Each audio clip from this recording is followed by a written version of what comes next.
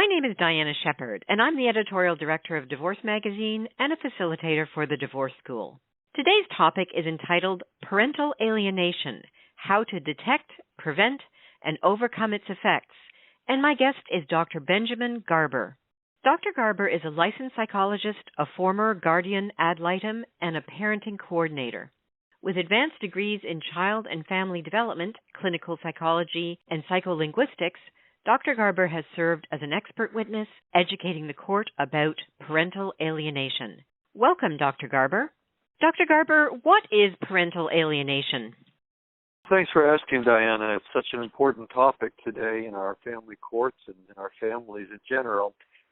Alienation is actually a very natural and necessary dynamic that helps us define where we belong and who we belong with.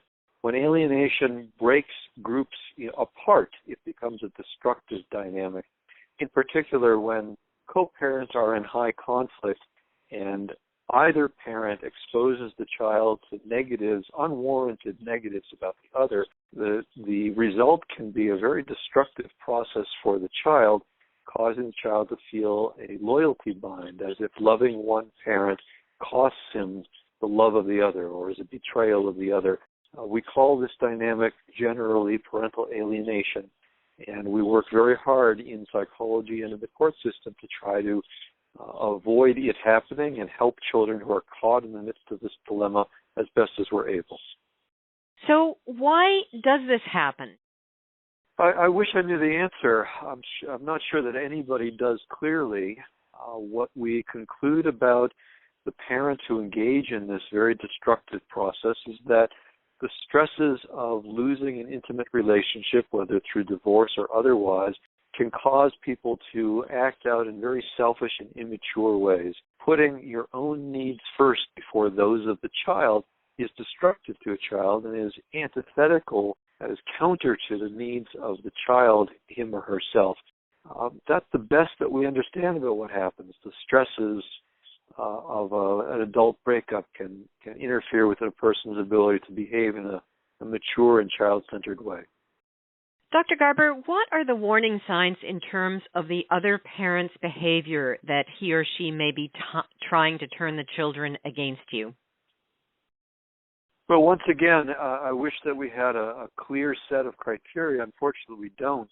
The symptoms or behaviors that I'll speak to in just a moment can come up for any number of reasons, but they can come up in instances in which one parent is exposing a child to needless negatives about the other. In particular, the most obvious sign would be the child's uncharacteristic resistance to the targeted parent, refusing to spend time with that person, expressing anxiety about proximity to that person, making choices that appear to make the child appear polarized in the midst of the adult conflict, as if the child is being forced to choose sides. Are there any other symptoms or perhaps behaviors to watch for in your children? The general description I just offered you can be manifest in many ways, but it does boil down to the child's needless and uncharacteristic rejection of or refusal to be proximal to the targeted parent. All of this assumes, of course, that the parent who's being rejected had a healthy relationship with the child in the first instance, and that nothing has happened specifically to cause the child to reject that parent, him or herself. The force at work in this high conflict, destructive family occurs because parent A is acting out his or her anxiety, stress, anger, selfish needs with the child at the cost of the child's relationship with parent B. So other symptoms you're asking for? It's commonly the case that children who are caught in the middle of their parents' high conflict separation and divorce will regress. That is, if we think of development as if a person is climbing a flight of stairs, always with one foot forward to test a new way of functioning and one foot back, secure in old ways of functioning, regression is a normal and natural reaction to stress that involves taking that forward foot back and retreating to previous and more primitive ways of functioning. So in the midst of the stress of a high conflict adult separation, you'll get a 5-year-old who's been toilet trained for years, all of a sudden having wetting or soiling accidents. You'll get a teenager who's been pretty independent and autonomous for years, all of a sudden acting out in a very needy way. You'll get kids of any age who are experiencing somatic or body complaints that aren't explained by the pediatrician, tummy aches and headaches and sleeping problems, eating difficulties. These can all be signs of stress generally. The symptom most specifically associated with alienation per se would have to do with an abrupt and otherwise unexplained change in the quality of the child's relationship with a parent who was previously a secure, beloved, familiar attachment figure in that child's life. So if there are enough red flags, should the parent confront the alienating parent about his or her actions? What's the best way to address these concerns? It's a great question. I like to think, perhaps naively, that a great deal of what we might call alienation happens out of ignorance, that many parents who are involved in a separation process, a divorce process, simply don't know or don't think at the time that exposing the child to negatives about the other parent is a negative and even an abusive thing to do. I often advocate prevention and education as ways of helping families out of this problem, because once it's begun, once the child feels that loyalty bind and has to take sides in the adult war, it can spiral downward and become a very harsh reality and a very, very pathogenic, a very destructive thing for the child. You asked whether the parent who feels targeted by the process should confront the other parent. I suppose if you're asking whether there should be discussion between the adults, absolutely. Confront sounds like such an aggressive tactic. Instead, I take the firm position. I believe psychology and family law generally take the very firm position that no matter the quality of the intimate adult relationship, parents who share a responsibility to a child, we refer to them as co-parents. Co-parents must continue to cooperate, communicate, and maintain consistency of parenting practices so as to support their children. In effect, when I do this in a visual medium, as we tried to do here today, but technology failed us, I hold my hands out together and interweave my fingers as if one hand is mom and one hand is dad, or it doesn't matter the gender or the legal relationship of the parents. They have to fit together in a way that creates a safety net under the child. Alienation occurs when those hands pull apart and the child falls through the cracks between the fingers. That child may feel joyous because nobody is putting them to bed at night and nobody's enforcing rules. And when I go to mom's, I get to eat M&Ms for breakfast, but dad's making me eat broccoli for dinner. Those things can be happy events in the child's eyes, but they really are signs of budding insecurity. The child feels not contained, not held. So the bottom line, here I am rambling on a bit, but the bottom line is, as I said, no matter the quality of the intimate adult relationship, we need co-parents to work together to support the child and the child's opportunity to make and maintain a healthy relationship with both of his parents. How can a parent tell the difference between normal anger or grief related to the divorce and negative emotions being fueled by the other parent? I'm talking about the child in this instance. Again, it's a great question, and again, there is no single litmus test that would distinguish the two. You're right in presuming that children commonly respond to changes in their family with lots of strong emotion, anger, sadness, fear, maybe even some happiness as well. In fact, I would offer that a child whose family is in transition, who's exhibiting none of those strong emotions, is at grave risk for something boiling to the surface later. We need to help our kids express their strong feelings and teach them specifically by our words and by our example healthy ways of expressing those strong feelings. But the difference between the anger, sadness, grief, fear, even the pleasure that might be associated just plainly with the family transition as opposed to being exposed by one parent to negatives about the other is a very gray line. I'm going to go back to what I've said to you a couple of times now. I apologize for repeating myself. The clearest symptom, the clearest evidence that alienation may be happening is the child's uncharacteristic and unwarranted, even abrupt rejection of one parent, whereas the child used to have a cuddly, warm, fuzzy relationship with that parent previously. Can parental alienation have long-term negative effects on children, for instance, perhaps in their ability to initiate or maintain romantic relationships as adults?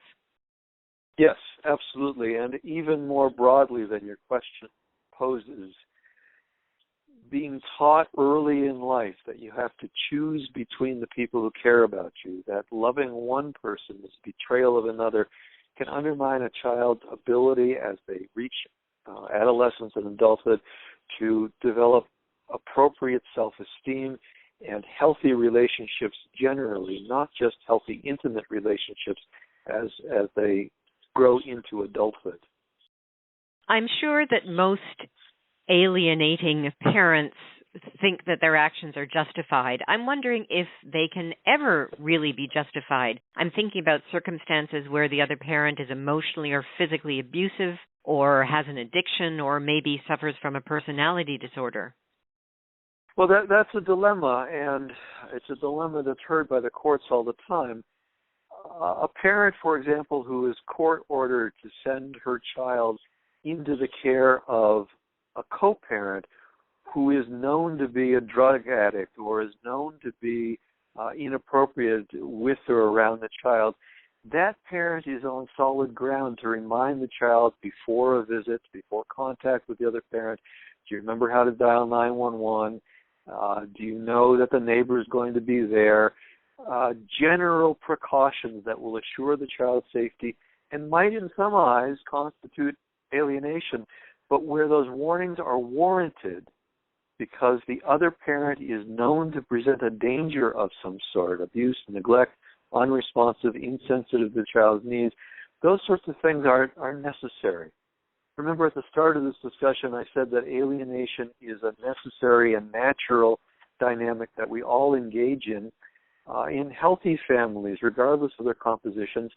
We routinely tell our kids not to talk to the guy in the overcoat standing on the corner. That's appropriate and necessary because that stereotypic fellow on the corner is presumed to be a predator of some kind. So we instill caution and we act to protect our kids. In an instance in which parents separate and there is a known history or a high likelihood of future abuse, neglect, or otherwise inappropriate behavior, the sending parent, the parent who is responsible and is soon to separate from the child, needs to protect the child. That isn't alienation, but once again, it's a very gray area. What can someone do to prevent parental alienation or at least mitigate against the worst of its effects? I feel the need to emphasize that these destructive dynamics, parental alienation and similar dynamics, can and we presume do happen even within intact families. You don't need to separate and you certainly don't need to divorce for your child to be at risk of being pulled into that sort of destructive triangulation. The reason that comes to mind is that the best prevention for all of this, regardless of marital status, regardless of adult's gender, regardless of the age of the child or the legality of the thing, is always going to be constructive, proactive, child-centered communication amongst the adults. We as caregivers and professionals who take care of children and are focused on their needs need to assure that we protect children, that Billy might be 7 or 12 or 15 and might be really smart and even socially skilled, but he's still a little boy underneath the surface. Too many professionals, too many parents for that matter, are fooled by facades of social skills, of vocabulary, of grades, and fall into the trap of saying, well, he gets it. It's okay. I can tell him what a schmo his mom is or what a jerk his dad is, that sort of thing. You can't. You can't. We really must allow that children need the opportunity within the limits of safety to develop a healthy relationship with each of their parents on their own, never fearing that loving one is a betrayal of the other. If the alienating parent has already been successful in poisoning the other parent's relationship with his or her children, is there any hope of resuming a healthy relationship? Yes, of course. There are a number of targeted therapies. Sometimes, I dislike this word, but they're sometimes referred to as reunification or reconciliation therapies that can be very helpful. They are usually or routinely court-ordered therapies, so you can't just Google reunification therapists. You need to go through a court process to make those happen. And there are a handful of, let's call them reunification or reconciliation camps around the country. These are intensive, residential, brief programs. They can be a weekend or they can be a week in which typically all of the players are invited to come. They live off-site, that is away from their homes, and they are 24/7 in the care of very skilled therapists who help the child and the rejected parents to rebuild the quality of their relationship. It's important to add for your listeners that family systems seek balance. So in any family system, most simply defined as mom, dad, and let's say 8-year-old Sally, when that family system is out of balance because now Sally is rejecting dad or refusing contact with dad, the remedy has to address not only Sally's relationship with dad, but also the quality of the relationship between Sally and mom. As one becomes more distant, it's commonly the case that the other becomes too close. So those camps that I was just referring to, or the outpatient reunification or reconciliation therapies, must look at all of the parts of the system. They will almost always fail if they only seek to address the broken relationship between Sally and Dad. So I'm just wondering about the success rate of this reunification or reconciliation therapy if the alienating parent doesn't stop doing what they're doing. Well, I wish I had statistics for you, Diana. I don't. We have no organized way to collect those matters, that data, in part because all of these therapies are very confidential, and in part because they're court-ordered. The data that comes out of them is very closely protected by the lawyers who are involved. However, the reconciliation camps that I just referred to, one is called, I'm sorry, the name of it escapes me. I'll come up with it in just a moment. The camp that I was just referring to and one other are each really good about publishing their results, and they each have really impressive success rates. Breaking Barriers is one. I believe it's hosted primarily in Texas. And the other, which alternates between Vermont and California, is called Overcoming Barriers, something of the sort. I'm sorry. If you like, I'll get you the references. You can put them on the website with this podcast. Okay, that would be great. Do parental alienation cases inevitably end up in court? No, of course not. As I mentioned a moment ago, there are presumably many instances in which alienation occurs within a family, very much to the detriment of a child, without the benefit of the legal system, without even marriage in the first place. Therefore, there can be no divorce. The cases that we know most about come up because the adults were once married and are now separating or are already divorcing or divorced. And the fact that the child is completely refusing contact with one parent, regardless of the child's age, becomes a matter that one lawyer or one pro se litigant will bring before the court and then is litigated in court. I've never yet seen a judge bang his or her gavel and force a child to conduct healthy contacts with a rejected parent. But I have seen, in some instances, very dramatically, and sometimes with good outcomes, I have seen judges in cases of extreme alienation require that the child go to live with the rejected parent on a full-time basis. So if a case does end up in court, I'm guessing it's a bit of he said, she said. What can be done to prove that it is occurring or that it isn't? You're asking terrific questions, and this one in particular is not brief. I suppose I should start my answer by saying that the data that we have suggests that alienation almost never occurs by itself. In the field, we refer to the hybrid model. That is the notion that when a child is allied with one parent and rejecting of the other, there is usually some combination of alienation, as we've been describing it, enmeshment, which is that instance, if you recall a moment ago, I was describing that when a child rejects one parent, they become overly close with the other. The technical term describing that category of relationships is enmeshment. Let's leave it at that for the moment. So alienation is usually accompanied by some degree of enmeshment. If we understand that those two dynamics co-occur most commonly, then really the only way of getting at understanding the balance of those dynamics in a family is to participate in what's commonly called a custody evaluation conducted by a specially trained mental health professional. In many jurisdictions, we no longer use the word custody, although it's familiar to many people. It also carries with it connotations of ownership, and no one owns another human being, especially a child.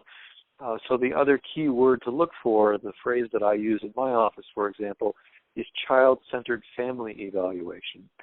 This is a very intense, very detailed look at all of the dynamics within the family system in order to advise the court how best to understand and serve the child's needs, including and especially the quality of the child's relationship with each of his or her parents. Dr. Garber, any last pieces of advice to offer our listeners? It's easy to get hung up on the labels, and hearing this discussion, I can imagine that listeners might say, aha, well, that's what's going on. He or she's alienating, he or she's enmeshed. And maybe so. I mean, it does happen out there, and it's a nasty situation that can be very hurtful to children. But more important than the labels, and certainly more important than which lawyer you hire or which court you're in, or what percentage of the child's college fund you spend in the process of divorcing, more important than all of that is simply taking the high road yourself as a caregiver, putting the child's needs first, never lowering yourself to the level of what you believe the other parent might be doing, and opening those lines of communication, which really calls for maturity, your ability to pick your battles, your ability to bite your tongue and control your impulses. Co-parenting post-marriage, when the intimate relationship is over, should be like a business relationship where the business is the child's health and well-being. If every parent out there in listening world could do that, I would happily be out of a job. Thank you for the opportunity to address these issues, Diana. I welcome your listeners to be in touch. Please visit my website, healthyparent.com, and in particular, on the subject that we've been discussing, I'd recommend my book, Keeping Kids Out of the Middle. I wish you all the best, and I've really enjoyed being associated with the Divorce School. Thanks so much. Thank you so much for your time. I really appreciate it. My pleasure. My guest today has been Dr. Benjamin Garber, a child-centered advocate to family law matters, licensed psychologist, parenting coordinator, consulting expert, author, and speaker. For more information about Dr. Garber's practice in clinical child consulting and forensic psychology, or to look at his books, go to www.healthyparent.com.